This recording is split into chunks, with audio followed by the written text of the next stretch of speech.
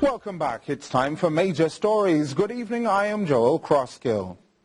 The People's National Party is calling out Prime Minister Andrew Holness for what they call a lack of responsiveness in the handling of corruption within his administration. The opposition makes several requests of the Prime Minister to, quote, stand on the side of justice. Robian Williams provides the details in this report. The opposition is dissatisfied with the Prime Minister's response to high level of corruption within his administration. If you start from where the then Contractor General reported on the debushing scandal, and he highlighted that 5 cabinet ministers were engaged in a corruption-enabling scheme. Nothing was done there. You move to Petrocham, where the Prime Minister only acted after there was significant public pressure from civil society and the opposition to remove the then minister. The PNP finds it alarming that Prime Minister Holness was aware of the allegations against former Education Minister Roel Reid and after months of delay had a conversation with him and allowed him to resign. But again, he only acted after the opposition leader raised it in the public domain. The question is, what did he know? When did he know? And what did he do when he knew? And really, we are disappointed with how this government has treated with corruption. There have been so many instances of corruption, and there has been no decisive action to deal with people who have behaved in a corrupt manner. Also alarming. Andrew Wheatley is the campaign manager for Colonel Charles Jr. in Southeast Clarendon. Why is he playing such a prominent role in the party when there are such grave allegations that exist around his tenure as a minister? He, by his own admission, says that he continues to communicate with Roel Reid and take advice from Roel Reid on matters of education. That to me is very concerning. The party reminds the Prime Minister that he has an obligation as a citizen and as a national leader. His words when he was sworn in, he said if there was a sniff of corruption, he would act. He has not done so. He has acted in, quite frankly, tolerated corruption within his administration. The PNP asserts that the Prime Minister must give the nation his assurance that he is willing to stand on the side of justice. Robian Williams for CVM Live. The confirmed case of the coronavirus in the Latin American region has thrust forward the reality of Jamaica's economy being at risk to the deadly virus, while the global stock market sees another round of decline. The Planning Institute of Jamaica says it expects the virus to affect the country's GDP for the first quarter of 2020. Jamila Maitland reports. Critics theorize that the closure of the Gisca Alpart plant may be the least of the country's problems compared to the economic risk the viral infection of the coronavirus poses to Jamaica. The Planning Institute of Jamaica predicted a 0.1% growth for October to December 2019, a significant drop compared to the same period in 2018. The PIOJ explained that the closure of the bauxite plant for its upgrading is the main reason behind the figures. Director General of the PIOJ, Dr. Wayne Henry, says whilst the COVID-19 did not directly impact the indicators for the quarter under revision, the next quarter may be different. Slower than expected growth in the economies of Jamaica's main trading partners as a result of the novel coronavirus COVID-19, which may negatively impact the movement of people, trade, and external demand for goods and services. The Jamaican economy is heavily dependent on services, which accounts for more than 70% of GDP. Tourism accounts for approximately 20%. The hotels and restaurant industry grew by 3.5%, which was largely due to the increase in tourist arrivals for the period. And according to the preliminary figures, tourist arrivals were up 4% in January compared to last year. But reports are that the increased cases of the coronavirus has triggered a decline in global air travel. And on Tuesday, the stock markets plunged for the second day, further fueling the fares. Now, the PIOJ says the cruise industry has been affected. Cruise passenger arrivals declined by 17.3% to 431,296 persons due to contractions in the number of passengers arriving at all major ports. The Jamaican government denied the entry of a cruise ship Tuesday morning upon confirmation of a sick person displaying symptoms of the coronavirus. The move was welcomed by the public, including tour operators who rely on the cruises for their livelihood. And just 24 hours before, another cruise, the Marella Discovery 2, docked in Port Royal with no issue. The government says the impact of the virus to the economy would be devastating. Jamaica Maitland for CVM Live. Mixed reactions from residents as Port Royal welcomed its second cruise ship arrival, while those at the terminal and at Fort Charles were able to interact with the tourists directly.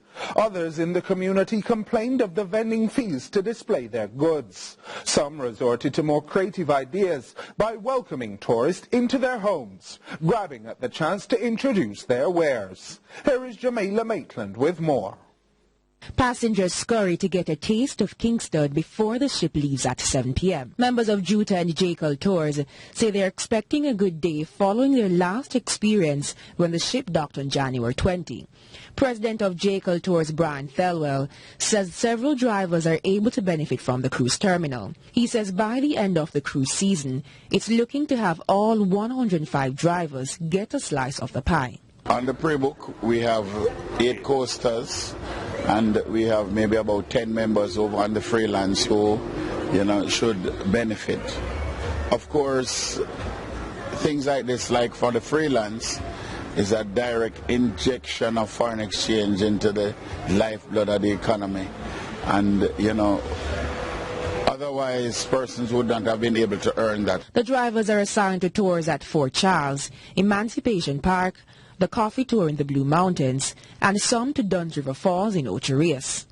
At the ports, booths have been rented by small businesses displaying jewelry, craft, clothing items, and food. Gianna Fakuri of the original Arm Candy says she was pleased the last time and is looking forward to getting more customers.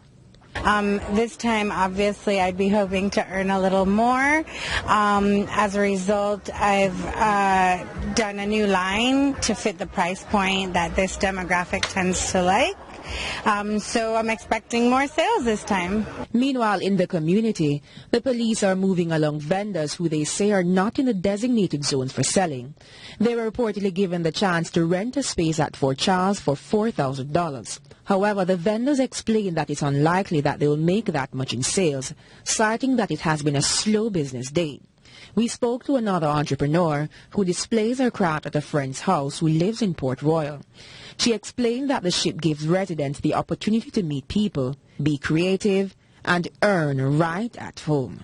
It's a good thing for the community because normally there's not much going on here, and we get to meet and greet. And we have like a book where we ask the tourists to put their address in, and we can send them a postcard, like a Christmas postcard from Port Royal. Jamaica Maitland for CVM Live. Meanwhile, the government is warning the public to stay away from the sunken city in Port Royal after the police arrested divers found swimming in the area. The divers were reportedly given a slap on the wrist for trespassing. However, the government says next time the law will be enforced to its full extent. Here is Jamaica Maitland once again. While Port Royal welcomed the second cruise to visit the area in over 500 years, there was another event happening just meters away in the sunken city. Divers were reportedly arrested for swimming in the restricted area. The area is policed by the Marine and Coast Guards of the security forces. But Minister of Culture Olivia Babsy-Grange explained that the vessel was not spotted until Monday morning. It's a good thing that we're here and that the cruise ship has arrived and we're moving around, because we probably would not have known that a boat was docked out there if we weren't here and actively looking around. The history of Port Royal remains a mystery to some. The 1692 earthquake that reportedly killed more than 2,000 people is still believed to be a hidden treasure. Back then, Port Royal was known for its daring pirates and its brazen display of wealth. The minister revealed that the divers were released by the police, but is warning the public that the area is off limits. The Coast Guard and the Marine Police, they're investigating the matter, but I just want to issue a warning. the sunken city, the area where the sunken city is located. It's out of bounds. It's a restricted area. No one should be caught diving. No boat should be docked there. And we are going to be very, very strong and strident in taking action if it happens again. CVM Live spoke to residents of Port Royal who said they have been swimming in the area for years. One fisherman who didn't want to be identified says swimming in the sunken city is an open secret, a rite of passage for the youth, and a tourist attraction for many. Minister Grain said the Jamaica National Heritage Fund that is responsible for the area will further address the issue. Jamila Maitland for CVM Live. More Cuban health professionals will be coming to Jamaica to work in hospitals and other health facilities across the country. According to the health minister, the Cuban medics are currently playing a critical role in helping the country provide for the health needs of Jamaicans. More with Christine Forbes. 30 Cuban medics are expected to arrive in the country on Thursday in an attempt to boost Jamaica's struggling healthcare system. The Ministry of Health and Wellness has renewed an agreement with the Cuban government for another 3 years to benefit from the services of Cuban health professionals. Minister of Health Dr. Christopher Tufton says without the partnership with Cuba, the healthcare system would be much weaker. The program has enabled a partnership known as the Jamaica-Cuba Eye Care Program, which welcomed its 4th Cuban Medical Brigade in June 2018.